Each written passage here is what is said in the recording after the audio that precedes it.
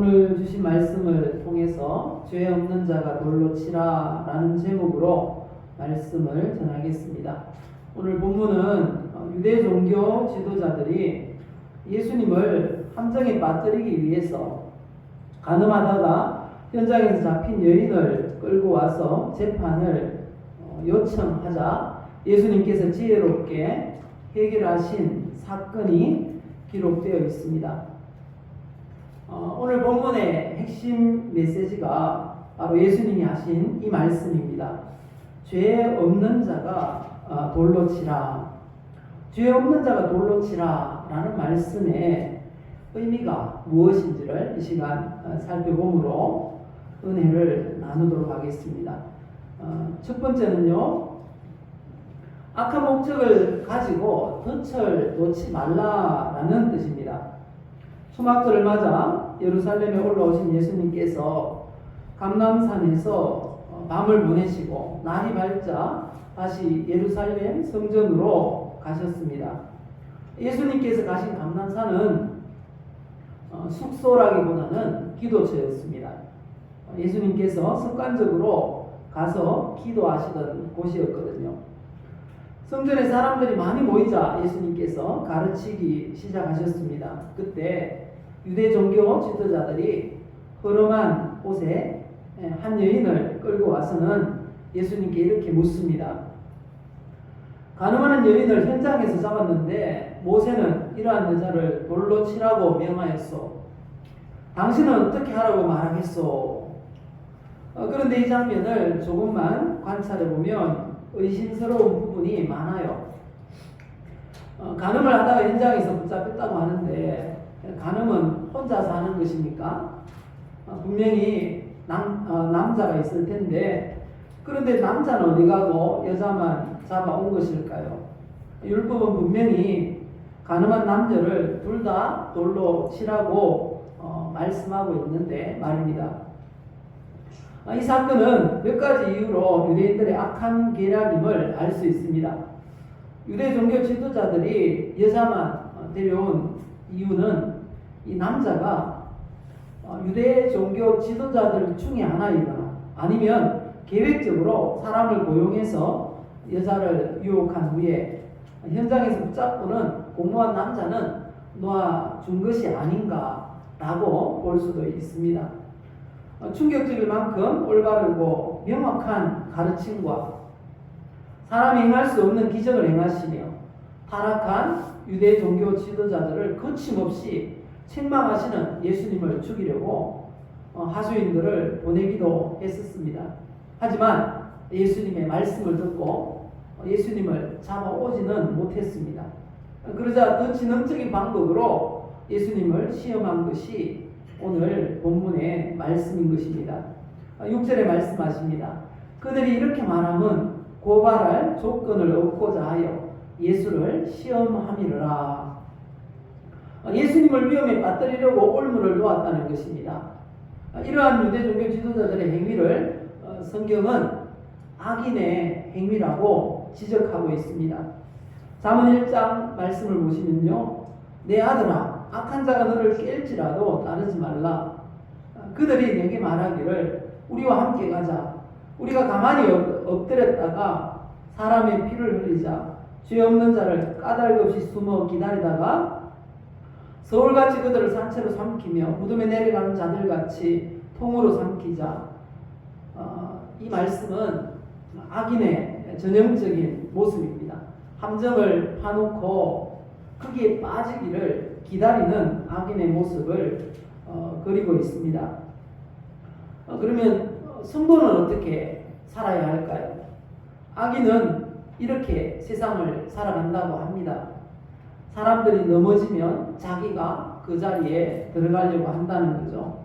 그런데 성도는 이렇게 살아야 한다고 성경이 말씀하십니다.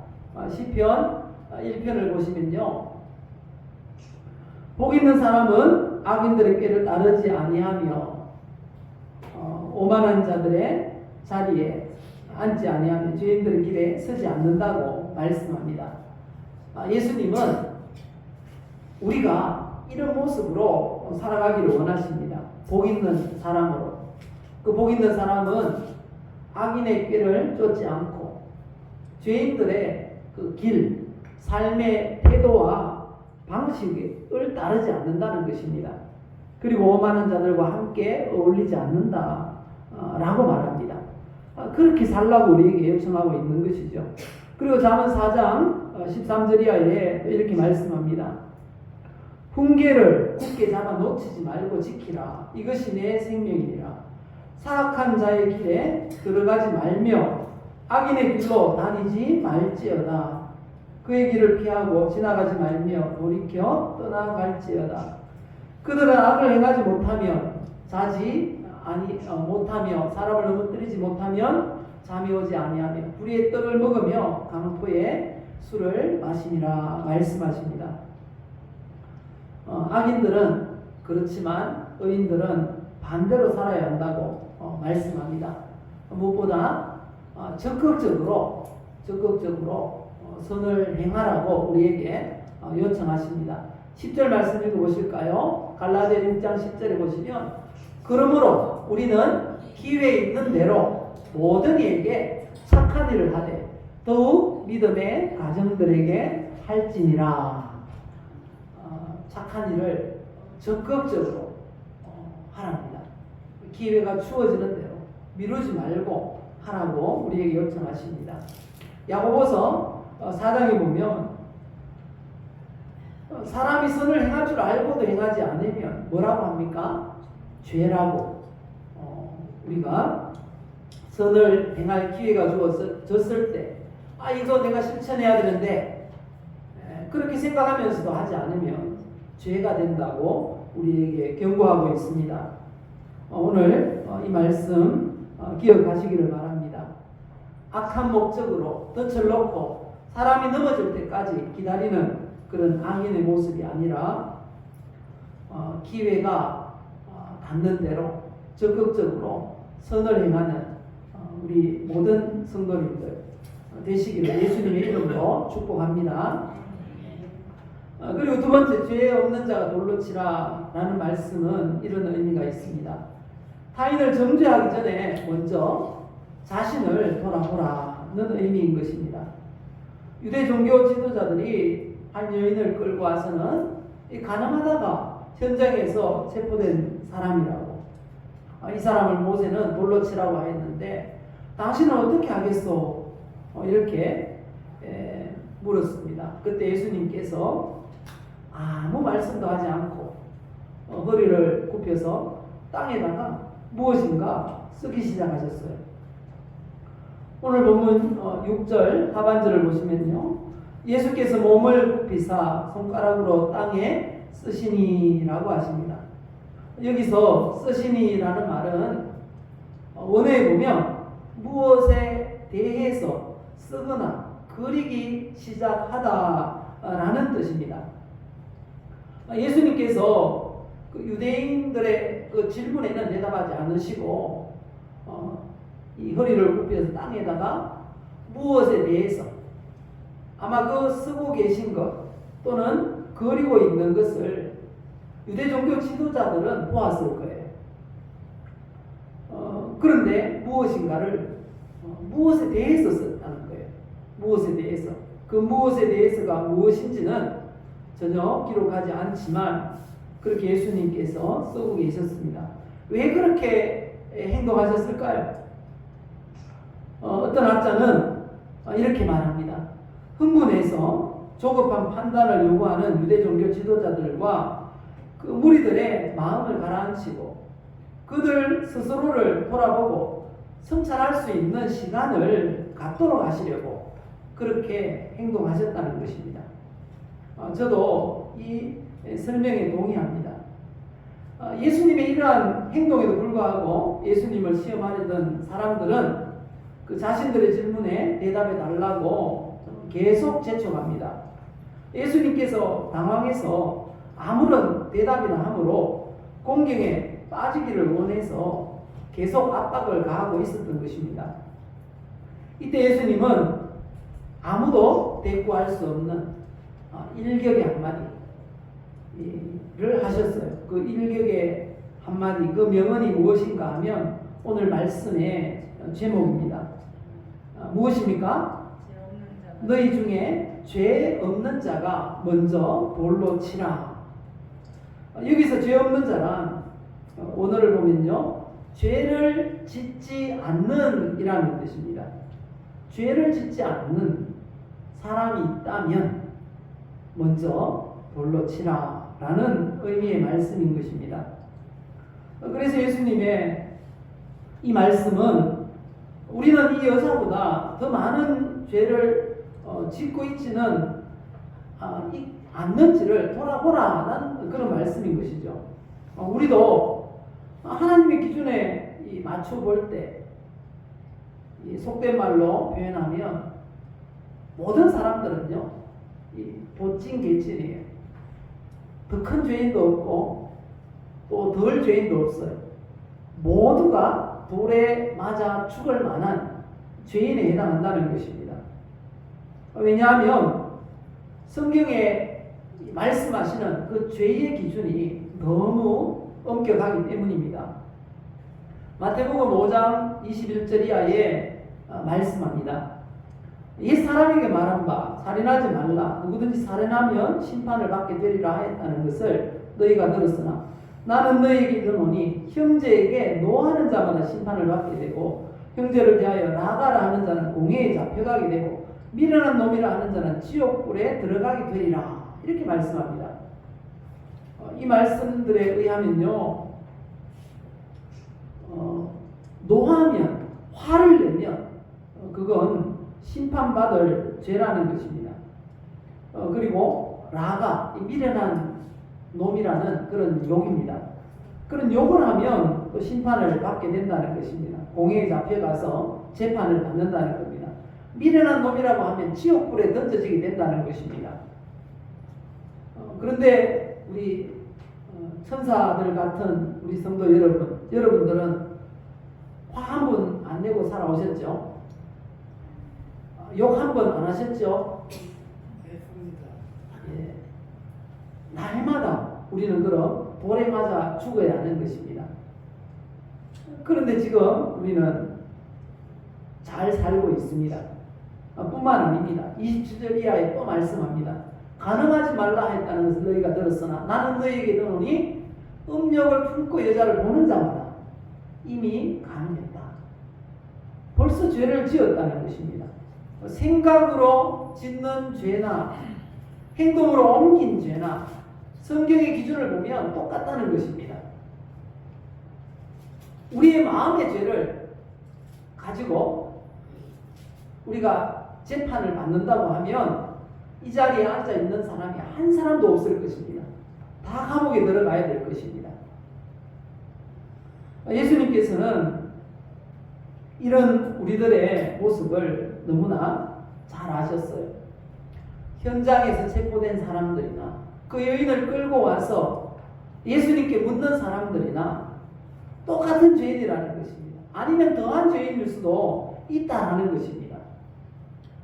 요즘 그렇잖아요. 많이 배우면 큰 도둑이 되고 적게 배우면 적은 도둑이 된다는 거예요. 많이 가지면 더 큰 범죄를 저지르고 적게 가진 사람도 똑같은 그런 작은 죄를 짓는다는 거예요. 이 기준에 의하면 현장 체포범이나 그리고 생각으로 범죄한 우리 같은 사람들이나 하나님 앞에서는 똑같은 죄인이라는 것입니다. 예수님의 말씀을 우리가 알고 묵상하고 자신을 돌아볼 줄 아는 그 사람이 정상적인 성도라는 말씀인 것입니다. 내가 죄인인데 늘 내가 하면 로맨스고 타인이 하면 불륜이라는 거예요. 그런 시각으로 우리가 세상 사람들을 판단하고 정죄하지는 않는지 우리 자신을 돌아보라라는 말씀인 것입니다. 예수님께서는 이렇게 자신을 돌아볼 수 있는 기회를 주셨는데 끝까지 이 자신의 잘못된 판단 기준으로 이웃을 정죄하는 사람들이 있더라는 거예요. 지금 예수님 앞에 서 있는 유대 종교 지도자들이 바로 그런 사람들인 것입니다. 뿐만 아니라 우리도 그 중에 한 사람이거나 더한 사람일 수 있다는 사실을 기억해야 합니다. 우리는 혹시 그런 적이 없는지 돌아보시기 바랍니다. 나하고 생각이 다르면 저 사람이 틀린 거야, 이렇게 생각하는 분 계시지 않습니까? 내 판단 기준에 맞지 않으면 잘못된 거예요. 그렇게 생각하고 내 생각이 기준이고 내 판단이 기준이라는 것입니다. 그래서 타인을 정죄하고 또 무시하고 또 비난했던 적이 없는지요. 그리스 로마 신화에 보면 그런 한 사람을 소개하고 있습니다. 프로크루스테스라는 이 사람인데요. 이 사람은 겉으로 보기에는 굉장히 인자한 그런 모습의 사람입니다. 길거리에 서 있다가 지친 나그네들을 보면 집으로 데리고 와서 침대에 눕게 합니다. 쉬라는 것이 아니고요. 이 침대는 고문털이에요. 나그네가 키가 커서 침대 밖으로 발이 삐져나오면요, 그 나그네가 잘 때 가감없이 다리를 잘라버려요. 침대에 맞추어야 된다는 거예요. 그리고 어떤 나그네는 키가 좀 작아요. 그러면 그 나그네를 묶어놓고 아래 위를 당겨요. 그래서 관절이 빠지고 그렇게 해서 침대에 맞춰야 적성에 풀리는 그런 사람이었다는 것입니다. 그래서 그 사람의 기준에 맞는 사람은 아무도 없어요. 그래서 이 사람의 집에 초청받아 간 사람은 다 죽어서 나오더라는 것입니다. 우리도 혹시 그런 사람 아닙니까? 나한테 걸리면 그냥 죽어, 용서가 없어요. 끝까지 간다. 혹시 그런 모습을 가지고 신앙생활을 하지는 않는지 우리 자신을 돌아보아야 하는 것입니다. 내 말은 다 맞아. 무조건 그렇게 해야 돼.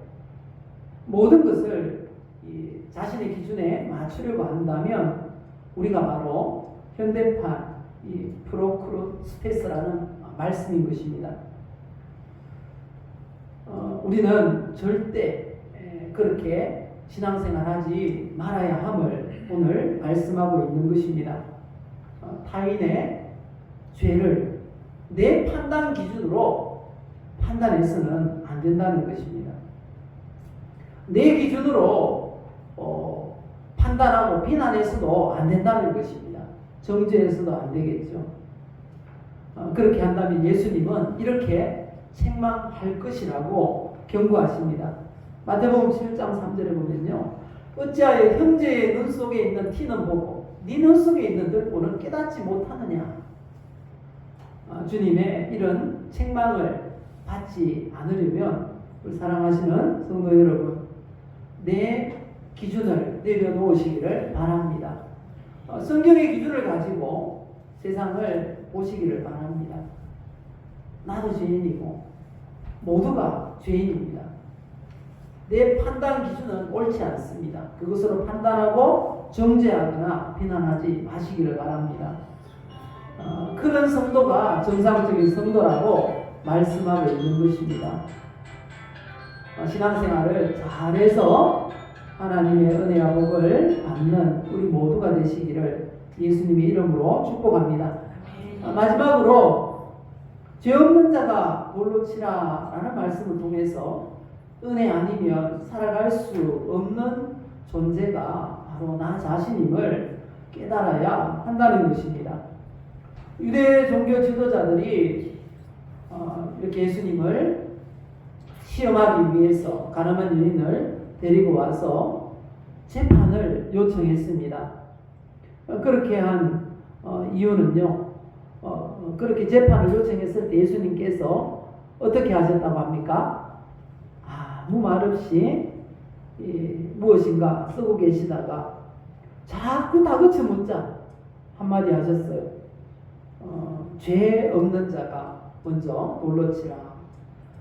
그렇게 하신 이유는요, 자신들을 여인을 끌고 온 그 유대 종교 지도자들 자신들이 이 성찰할 기회를 주시기 위해서 그렇게 하셨다는 것입니다. 그렇게 기다려 주시고 했음에도 불구하고 계속 다그칩니다. 계속 다그쳐요. 그때 예수님께서 또 일어나서 죄 없는 자가 돌로 치라 하시고 또 다시 몸을 굽혀 땅에 무엇인가 쓰기 시작했습니다. 그 말씀을 들었으니까요. 거기에 있던 유대인들은 물론이고 많은 무리들이 양심의 가책을 받기 시작했습니다. 변화가 일어나기 시작했습니다. 높은 사람부터 낮은 사람까지 한 사람씩 그 자리를 떠나기 시작했습니다. 나중에 보니까 다 떠나버렸어요. 여자만 남게 되었습니다. 9절 말씀 보시면요, 이렇게 말씀합니다. 그들이 이 말씀을 듣고 양심의 가책을 느껴 어른으로 시작하여 젊은이까지 하나씩 하나씩 나가고 오직 예수와 그 가운데 섰는 여자만 남았더라. 죄를 짓지 않는 사람은 세상에 존재하지 않는다는 사실을 그들도 말씀을 통해서 익히 알고 있었던 것입니다. 성경이 그렇게 말씀하고 계세요. 시편 53편 말씀을 보시면요, 하늘이 하늘에서 인생을 굽어 살피사 지각이 있는 자와 하나님을 찾는 자가 있는가 보리 하신즉 각기 물러가 함께 더러운 자가 되고 선을 행하는 자 없으니 한 사람도 없도다 라고 말씀하십니다. 사도 바울은 로마서를 통해서 이 말씀을 인용해서 또 이렇게 말씀합니다. 기록된 바 의인은 없나니 하나도 없으며 모든 사람이 죄를 범하였으며 하나님의 영광에 이르지 못하더니. 이렇게 죄를 지은 사람은 율법에 의하면 모두가 돌맞아 죽어야 한다는 것입니다. 그래서 로마서 6장 23절 우리가 받을 그 형벌이 무엇이라고 합니까? 사망. 형벌을, 이 사망이라는 말을 형벌로 바꾸면 사형이라는 것입니다. 우리는 다 사형감입니다. 다 죽어야 됩니다. 그러나 하나님께서 우리를 너무 사랑하셔서 독생자 예수님을 보내주시고 우리 대신 죄를 다 짊어지시고 대신 죽으셨습니다. 그렇게 우리를 구원하시고 영생을 주셨어요. 요한복음 3장 16절 말씀하시죠. 유명한 말씀, 성경의 요약이라고 하는 이 말씀 우리 같이 읽어보실까요? 하나님이 세상을 이처럼 사랑하사 독생자를 주셨으니 이는 그를 믿는 자마다 멸망하지 않고 영생을 얻게 하려 하심이라. 예수님께서 우리에게 이렇게 행하셨는데 언제 이렇게 행하셨다고 합니까? 우리가 아직 죄인 되었을 때에, 우리가 죄인으로 있을 때에 독생자 예수님을 보내시고 믿는 자는 영생을 얻도록 하셨다는 것입니다. 죄인으로 있을 때에. 그래서 우리가 예수 믿고 구원받은 건 그냥 한마디로 은혜라고 표현할 수밖에 없는 것입니다. 에베소서 2장 8절에 말씀합니다. 너희는 그 은혜에 의하여 믿음으로 말미암아 구원을 받았으니 이것은 너희에게서 난 것이 아니요 하나님의 선물이라. 이 은혜고 선물이라는 것입니다. 우리가 구원받은 건 은혜고 선물입니다. 예수님은 이런 놀라운 은혜를 죄를 짓다가 현장에서 체포된 여자에게도 베푸셨습니다. 죄 없는 자가 먼저 돌로 치라 이 말씀을 듣고 사람들이 양심의 가책을 받아서 다 떠나갔습니다. 주위에 아무도 없는 것을 보시고 예수님께서 여자에게 이렇게 말씀하십니다. 너를 고발하던 그들이 어디 있느냐? 너를 정죄한 자가 없느냐? 여자가 대답합니다. 주여 없나이다. 예수님께서 말씀합니다. 나도 너를 정죄하지 아니하노니 가서 다시는 죄를 범하지 말라. 이 말씀은 오늘 저와 여러분들에게 하신 말씀인 줄 믿습니다. 나도 너를 정죄하지 않는다. 우리는 분명히 말씀에 의하면 사형감인데 주님께서는 나도 너를 정죄하지 않는다. 다시는 죄를 범하지 말라 말씀하십니다. 사형감인 우리에게 주님께서 정죄하지 않으신다고 하십니다. 얼마나 놀라운 은혜입니까? 예수님의 이 은혜 때문에 이 여인은 새 생명을 얻었습니다. 삶의 기회를 얻은 것입니다. 돌에 맞아 죽어야 하는데 삶의 기회를 얻은 것입니다. 그런데 이 여자뿐이겠습니까? 이 시간 저와 여러분도 예수님 때문에 새로운 삶의 기회를 얻은 줄 믿습니다. 우리가 살아가는 모든 삶 주님을 위해서 힘써 예배하고 또 힘써 또 봉사하고 또 힘써 전도하시기를 바랍니다. 왜냐하면 우리가 지금 살아가는 건 하나님의 은혜로 살아가는 것인 줄 믿습니다. 은혜 아니면 살아갈 수가 없는 것입니다. 이 말씀 기억하며 힘써 우리 하나님을 더 잘 섬기고 믿어서 하나님의 더 놀라운 은혜와 복을 받아 누리시기를 예수님의 이름으로 축복합니다. 우리 함께 기도하십시다. 기도하실 때 오늘 말씀을 잡고 기도했으면 좋겠습니다. 우리가 얼마나 이 많은 그런 잘못을 죄를 지으며 살아가는지 모릅니다.